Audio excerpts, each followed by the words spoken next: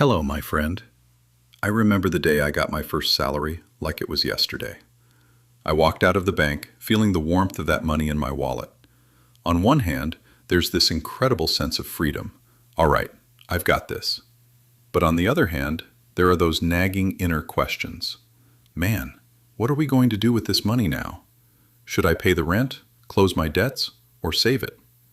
And then there's that famous voice. You worked so hard. Go buy yourself something fancy. Reward yourself. You know what's the funniest part? We spend years studying, graduate from university, step into professional life. But no one ever sits us down and says, look, this is how you manage your money. It's always work, produce, earn, and spend. Okay, let's spend. But how? How do we save? How does investing even work? Those parts were always unclear to me. We memorized the most unnecessary math formulas in school, but when it comes to money math, everyone goes silent. If you feel the same way, you're not alone. Money comes in, but there's no system. There's a plan, but zero execution. Today, let's break that cycle together. In this video, I won't give you unrealistic promises like, you'll get rich in 3 days from the stock market. Instead, I'll share 7 fundamental financial rules, simple, clear, and the kind I wish I had known in my 20s, so I wouldn't say, damn, I wish I knew this earlier. If you're ready, let's begin. The 300 rule. Small leaks sink the ship. You know those people who say, what's the big deal about spending $10 a day? That's exactly where the trap begins. Those small amounts grow massively over a year. The 300 rule basically says that tiny daily expense multiplies by 300 over a year. Spend $10 daily, and that's $3,000 a year. Yes, technically $3,650, but you get the idea. If it's $50 a day, boom, $15,000 gone. The worst part? If you ask, where did that money go? You probably won't even remember.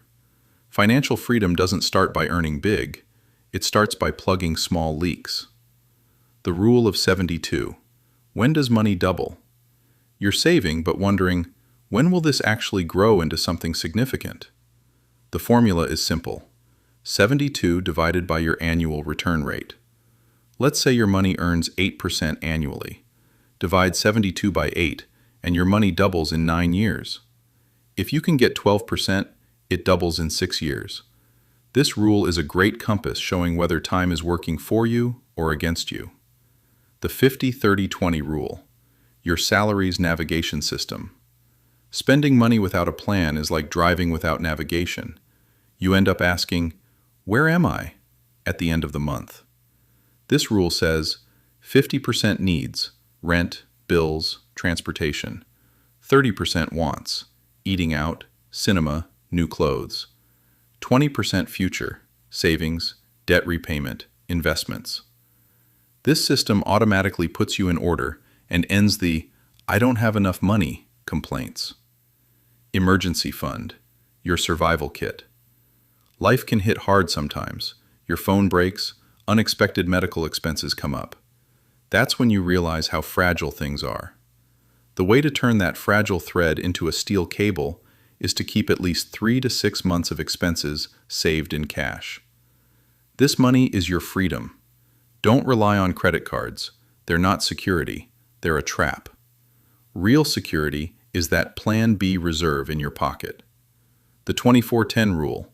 Don't sink while buying a car. Buying a car is now a strategic battle. The rule is simple. Put down at least 20% as a down payment. Don't exceed 4 years on the loan, and keep your monthly payment under 10% of your income. Will the car carry you, or will you carry the car? Your choice. The 3 times rent rule. Does your home make you happy or burden you? Housing is a basic need, but it shouldn't consume your entire budget. Your monthly rent should not exceed 1/3 of your total income. If you earn $9,000, your rent should be around $3,000 at most. If you sacrifice everything else, travel, education, just to live in a fancy place, that home won't bring peace, just 4 walls. Reverse cash flow test. Time to be honest. If you say, "Where did I even spend money?" at the end of the month, do this test. Write down your major expenses and ask, if I didn't spend this for a month, would my life fall apart? If the answer is no, congratulations. That's not